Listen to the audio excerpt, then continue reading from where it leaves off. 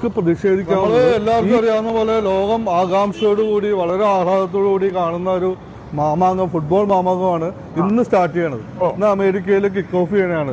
അപ്പൊ ഞങ്ങൾ കഴിഞ്ഞ 4 വർഷം മുമ്പ് ഇതുപോലെ ലോകകപ്പ് ഫുട്ബോള് ലൈവായിട്ട് ബിഗ് സ്ക്രീനിൽ വളരെയധികം ജനങ്ങളെ ആകർഷിപ്പിച്ചുകൊണ്ട് പരിപാടി സംഘടിപ്പിക്കുകയുണ്ടായി.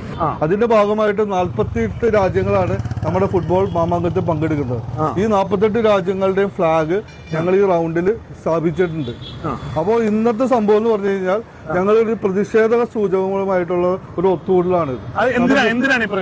ഈ കഴിഞ്ഞ ദിവസം ഒമാൻ തുറമുഖത്ത് അമേരിക്കൻ സേനാംഗങ്ങൾ നമ്മുടെ കപ്പൽ ആക്രമിച്ചതിന്റെ അടിസ്ഥാനത്തിൽ 28 സൈനികരുള്ളതിൽ 25 പേരും ഇന്ത്യൻ നാവികരാണ് ഉണ്ടായിരുന്നത്.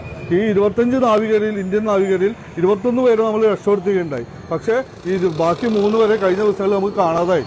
ഇന്ന് നമ്മുടെ വിദേശ മന്ത്രാലയം അതുപോലെ വിദേശകാര്യ മന്ത്രിയും നമ്മൾ സ്ഥിരീകരിച്ചിട്ടുണ്ട്, ഈ 3 നാവികരും കൊല്ലപ്പെട്ടു. അമേരിക്കയുടെ ആക്രമണത്തിൽ കൊല്ലപ്പെട്ട ഈ നാവികർക്ക് ആദര സൂചകമായിട്ട് നമുക്ക് പ്രതിഷേധിക്കാവുന്നത് ഈ 48 രാജ്യങ്ങളുടെ ഫ്ലാഗിൽ നിന്ന് അമേരിക്കയുടെ ഫ്ലാഗ് ഞങ്ങൾ അഴിച്ചു വെക്കുകയാണ്.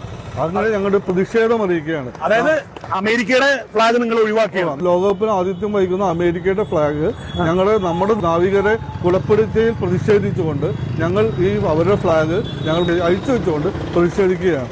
ഓക്കെ ആ രംഗത്തിനാണ് നമ്മൾ കാഴ്ച തന്നത്. കാക്കനാട് നിന്നുള്ള വളരെ അതിശോക്തിയേറുന്ന കാഴ്ചയാണ്. കാരണം ഇന്ത്യൻ നാവികർ 3 പേര് ആക്രമിക്കപ്പെട്ടു, അവർ മരണപ്പെട്ടു എന്നുള്ളതാണ് ഇപ്പോൾ മനസ്സിലാക്കാൻ കഴിയുന്നത്. അപ്പൊ അതുകൊണ്ട് ഹോർമൂസ് കടലിടുക്കിലെ ഈ അനീതിക്കെതിരെ നമ്മുടെ തൃക്കാക്കരയിൽ നിന്നുള്ള ശബ്ദം ഉയരുകയാണ്.